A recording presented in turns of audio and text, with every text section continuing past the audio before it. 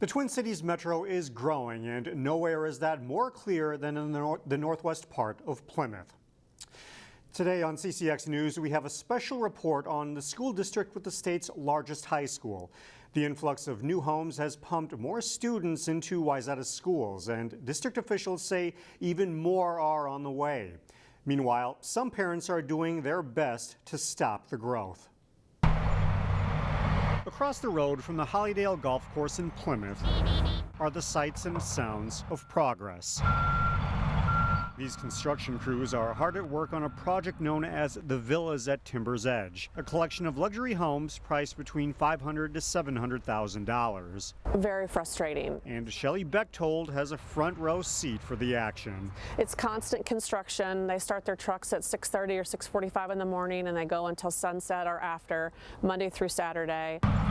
Shelley lives right next to the development site. We liked the western suburbs for the highly ranked schools. And while the construction is a constant pain, she's even less excited about the aftermath. More homes, more people, more cars going up and down Holly Street. To make matters even more frustrating, there's talk of the shuttered Hollydale Golf Course being converted to hundreds of new single-family homes. What else can we do with that space? Shelley's friend Melanie Huta lives right along Hollydale. We have a lot of concerns about walkability, bikeability, and then the crowding and the population growth at the schools. Yes, this is true. Specifically, she's referring to the schools in the Wayzata School District. One of my children is a middle schooler, just started middle school. More homes leads to enrollment growth and, as Melanie found out, district boundary changes. The most recent realignment forced her daughter to be moved from Plymouth Creek Elementary to a different school.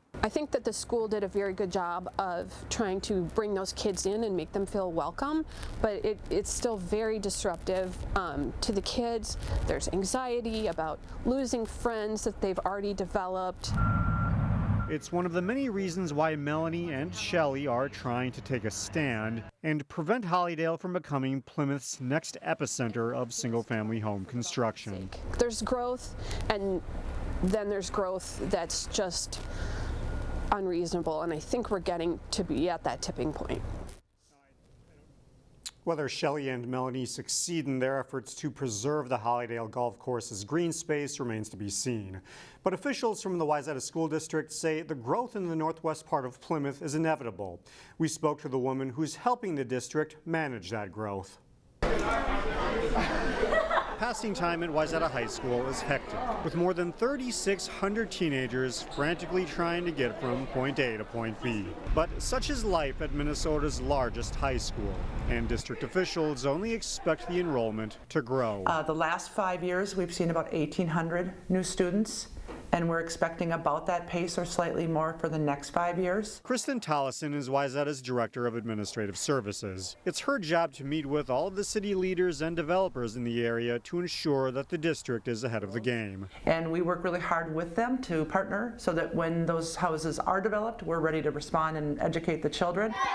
In some cases, that response involves going to taxpayers for a referendum. And if approved, Okay, but where's your partner? building new schools to accommodate the influx of students.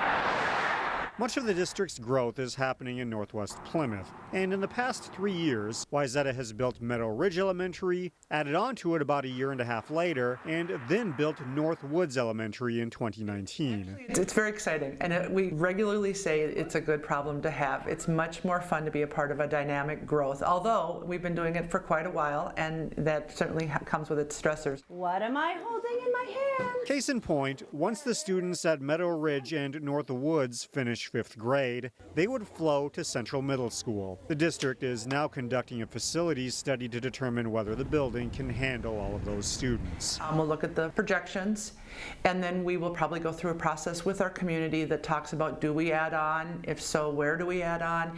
If that doesn't feel right, do we build, and if so, what would be our timeline? Tollison says it's too early to know whether the district would need to build another middle school. Such a decision could be a 4-year process that requires approval from the Department of Education and district voters. Yet, regardless of what happens, Tollison stresses that the growth won't have a huge impact on class sizes. We do have target ranges, and whenever we start to exceed those, we add staffing.